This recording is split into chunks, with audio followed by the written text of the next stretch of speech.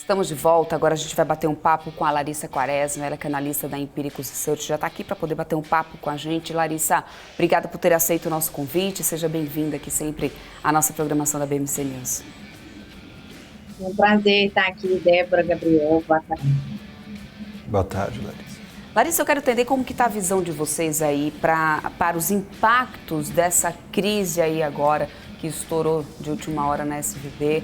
Outros bancos também lá nos Estados Unidos. Eu já tive aqui notícias de que a Suíça já está monitorando também, né, situações com as instituições financeiras por lá, ou seja, em vários países foi ligada aí a anteninha de alerta. Então eu quero entender como que está o olhar de vocês para isso e qual que é a probabilidade do Brasil passar por situação parecida, na sua opinião, Larissa?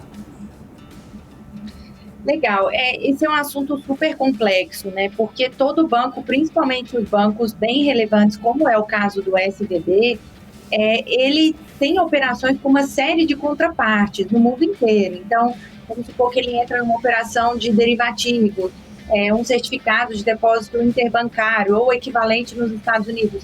Sempre terão outros bancos na jogada, né? Agora, o fato do Federal Reserve ter intervido para pelo menos garantir que o depósito dos correntistas será honrado, isso já sinaliza um pouco para a gente que o risco sistêmico ele é bem grande, né? Então, não à toa o Fed interviu de uma forma tão rápida. Então, assim, é muito provável que as contrapartes nas várias operações do SVB sejam de países desenvolvidos. É muito improvável que as contrapartes elas sejam bancos brasileiros, né? Então, por isso eu não vejo um impacto muito direto, sabe? Muito imediato. O que eu consigo imaginar que possa vir a acontecer é o seguinte, né? Quem são os clientes do SVB?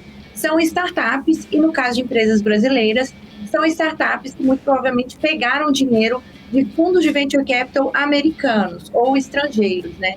Que, por sua vez, pediram para essas startups abrirem conta no SVB para receber o dinheiro desses fundos, né? Então, são startups brasileiras que receberam dinheiro de fundos de venture capital lá fora. O primeiro impacto mais direto que você poderia pensar é assim, nossa, o dinheiro dessa empresa, dessa startup agora está preso no SVB, agora essa empresa não vai conseguir pagar as dívidas dela. Vamos supor com o Itaú, com o Bradesco, com o Santander. Só que esse é um público, esse é um tipo de empresa que os bancos já nunca tiveram muito apetite aqui no Brasil, entendeu? É muito difícil que você veja uma proporção muito grande da carteira de crédito desses bancos direcionada para essas startups, né? Então, até por isso que elas recorrem aos fundos de venture capital e tudo mais. Então, esse impacto de pagar dívida, eu não vejo. O que eu vejo é o seguinte: o dinheiro que essa empresa precisa para sustentar a operação dela, pagar os fornecedores, pagar o funcionário, de repente ele ficou bloqueado, né? Porque por mais que o Fed tenha intervido, a gente não sabe quando que esse dinheiro vai aparecer, principalmente se está fora da garantia lá de 250 mil dólares. Então, o que pode acontecer? A gente vê muitas startups correndo, batendo na porta dos bancos para pedir empréstimo de capital de giro, para conseguir manter a operação viva nas próximas semanas ou meses, até que consiga reaver esse dinheiro que está lá no SVB. Então, o que eu vejo seria um aumento de demanda por empréstimos, aí, por crédito, né, de pequenas e médias empresas, mais especificamente das startups que precisam muito daquele dinheiro para sustentar a operação no dia a dia. Maravilha, Larissa. Inclusive, já pegando esse último ponto que a senhora comentava, a questão da tomada de crédito, a busca por crédito nos Estados Unidos, ela está um pouco complicada neste momento, já que a gente tem uma alta taxa de juros e especulada para aumentar nas próximas reuniões. Qual seria o impacto de uma dívida de, sei lá, curto prazo? As empresas ainda têm o dinheiro, só que está preso nessa instituição financeira e sabe-se lá quando será reavido ali, quando elas terão acesso novamente a esse patrimônio que estava aplicado lá no Silicon Valley Bank. Então, qual é o potencial impacto dessa busca por crédito nos Estados Unidos com uma taxa já alta e que pode aumentar nos próximos meses? Já dá para a gente ter uma noção? Ou essas preocupações já acabaram, o mercado está subindo hoje, está todo mundo tranquilo e bola para frente? Como é que você avalia essa situação? Qual que é o impacto potencial dessa busca por crédito nos Estados Unidos neste momento que nós vivemos? Assim, acho que, na minha leitura, muito do fato do mercado ter virado um pouco o sinal, porque hoje no pré-mercado e na abertura estava muito negativo, as bolsas estavam caindo bastante, o petróleo caindo muito, e de repente virou. Então, eu acredito que muito disso veio, de novo, por um exagero ali no início, e também pela percepção de que o Fed ele está bem coordenado com o Tesouro Americano, e os dois vão intervir, e eles estão dando todas as garantias que eles não vão deixar as startups quebrarem. Então, eu acho até por isso, a gente vê muitas empresas do setor de tecnologia lá fora subindo, né? Porque ficou muito claro que o Fed e o Tesouro vão priorizar essas empresas que seriam mais frágeis, né? Que precisam desse acesso de capital. Agora, para quem precisa, seria uma espécie de rolagem de dívida agora, a situação não é das melhores. E eu falo isso tanto para empresas americanas quanto para brasileiras, porque se você pegar um ano atrás, né, o juro ele é N vezes maior, tanto aqui no Brasil quanto lá fora, né? E quando você vai contrair uma nova dívida nesse cenário, ela fica mais cara. Geralmente os bancos eles estão mais criteriosos para conceder essa dívida, vão exigir mais garantias, né? E vão exigir mais do que a gente chama de covenant, que são uma série de restrições de alavancagem que aquela empresa tem que seguir para que o contrato da dívida permaneça válido naquele stage. Então, assim, colocando em termos mais práticos aqui, as chances são que as empresas vão conseguir um crédito mais caro, mais curto, né, com uma duração menor, e mais restrito, com mais garantias, né? Então, a situação não é das melhores. Quem precisa acessar o mercado de crédito ou o mercado de capitais para emitir ações, agora as condições não são ideais, mas quem precisa disso para se manter vivo, né, como empresa, não tem alternativa, né? Vai ter que fazer isso, que seja uma dívida curta, uma dívida cara, para atravessar esse momento, né?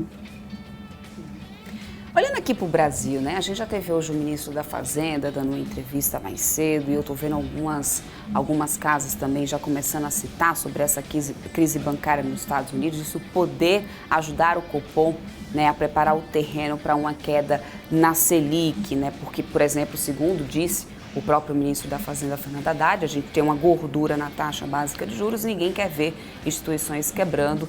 Esse seria o argumento. Você concorda com isso, Larissa? Você acha que isso pode dar respaldo para o Copom nesse momento? Lembrando que a gente tem uma pressão do governo muito grande, claro, né, para o início desse corte aí da taxa básica de juros aqui no Brasil.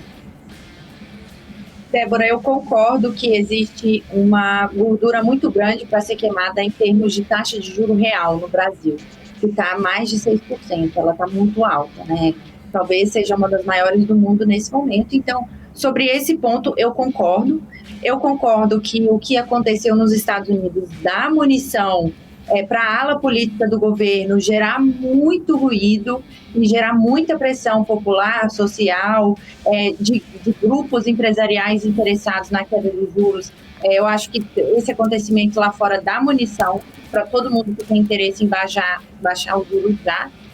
Agora, se o Banco Central vai se apoiar nisso, eu ainda tenho sérias dúvidas, para ser bem sincera, assim, porque o trabalho do Banco Central é controlar a inflação. E os últimos dados de inflação, eles não são nada indicativos de que a taxa pode cair tão cedo, né? Que é o compromisso do Banco Central. O Banco Central tem aquele ritual, e o Roberto Campos Neto, ele cumpre esse ritual todo ano, de que se ele não bater a meta da inflação, ele tem que marcar um horário lá com o ministro antigo da Economia, agora ministro da Fazenda, e explicar por que ele não bateu a meta. Ele tem que ir lá no Congresso Nacional explicar por que ele não bateu a meta, e ele faz isso há 2 anos já, e ele teria que fazer de novo, né, se ele não bater.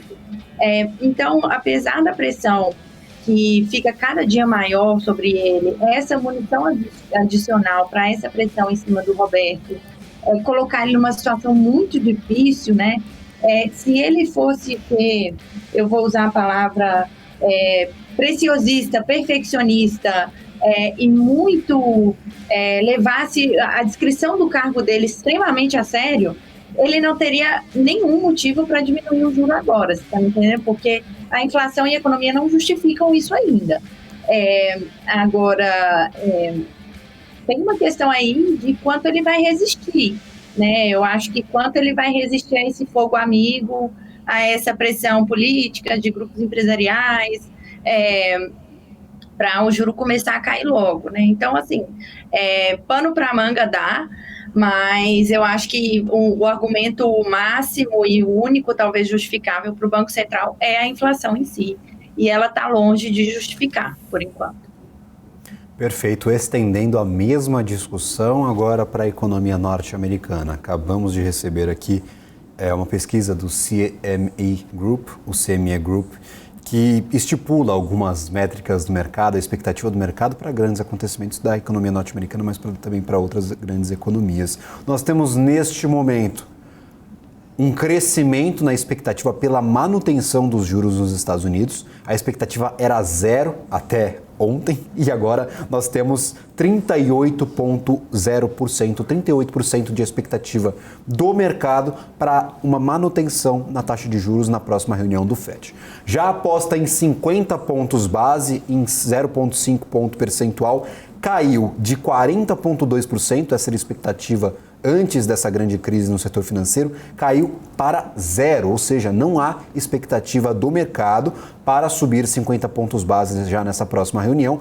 Essa expectativa ela vinha crescendo nas últimas divulgações do CME e agora essa expectativa foi cortada por total, ou seja, não há expectativa do mercado para uma alta de 50 pontos base. Já a expectativa de subir 25 pontos base segue majoritária com 62% contra os 59,8% na última sexta-feira. Então, nós crescemos a expectativa por uma alta de 25 pontos base, crescemos a expectativa que era de 0 para a manutenção da taxa de juros atual para a próxima reunião e aquela expectativa de 50 pontos base, ela foi totalmente cortada pelo mercado, pelo menos neste momento. A senhora acredita realmente nesse impacto direto, imediato, na tomada de decisão pelo Federal Reserve, pelo menos para a política monetária norte-americana? É um evento de dimensão tamanha que realmente terá esse impacto direto e imediato na tomada de decisão? Ou o Fed ele deve continuar com a sua estratégia já traçada? Nós temos algumas grandes casas, inclusa a BlackRock, projetando 6% de juro norte-americano já ao final deste ano, já ao final de 2023. Então, esse cenário de 6%, algumas casas brasileiras também dando 6% ao final do ano, ele pode se afastar com essa crise no setor financeiro? Ou o Federal Reserve ele só deve esticar um pouquinho mais ali, ir aumentando de 25 em 25 até chegar na mesma taxa terminal? Qual a sua expectativa para essa condução da política monetária depois da crise no setor financeiro? O Banco Central americano, né, o Powell, ele se colocou numa situação muito difícil, porque uma das últimas falas públicas dele, ele tinha dito que provavelmente seria apropriado seguir apertando as condições dos Estados Unidos, talvez em um ritmo mais forte do que o anterior. Qual era o ritmo anterior? Uma subida de 25 pontos base a cada reunião. Então, se ele estava falando de um ritmo mais forte, ele sinalizou uma subida de 50 pontos base na próxima reunião.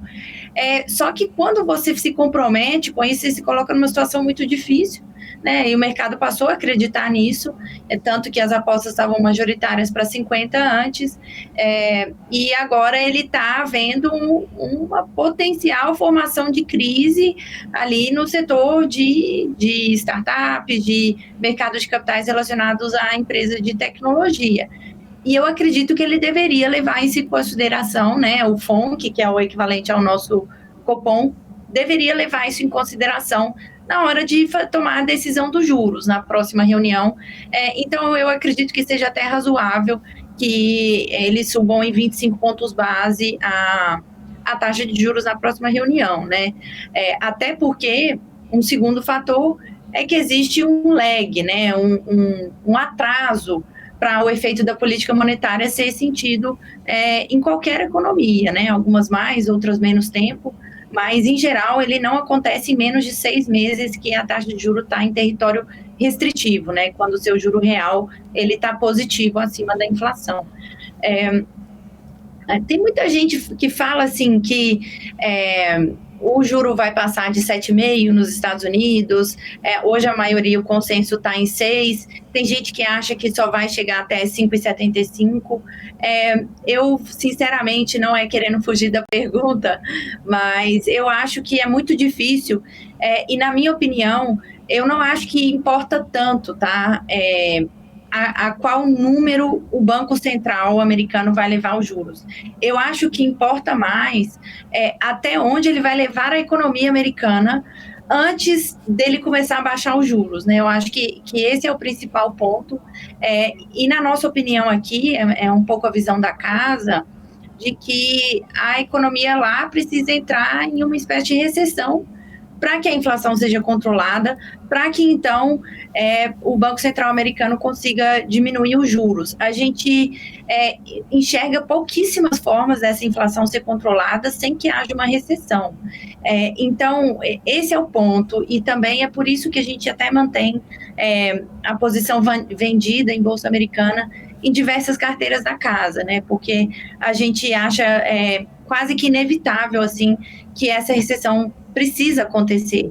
Agora, se ela vai acontecer com juro de 5,5, juro de 6,5, juro de 7, a gente não sabe, é muito difícil responder, mas a gente acha que é um pouco inevitável, sim, e de repente essas quebras aí que aconteceram, né, sejam os primeiros sinais, não que uma recessão vai acontecer agora, mas que o sistema ele já está começando a quebrar, né? Se não fosse o Banco Central intervir, se não fosse o Tesouro intervir agora, a gente poderia ver um picozinho de desemprego, né? Porque era um banco muito grande, muita empresa confiava no capital que estava ali para sustentar o capital de giro, né? Não ia conseguir pagar funcionário, as pessoas não iam conseguir consumir. Então, assim, só o fato das autoridades terem que intervir para manter a coisa correndo já me diz que a situação não é das melhores economicamente. Então, respondendo a sua pergunta aí de forma objetiva,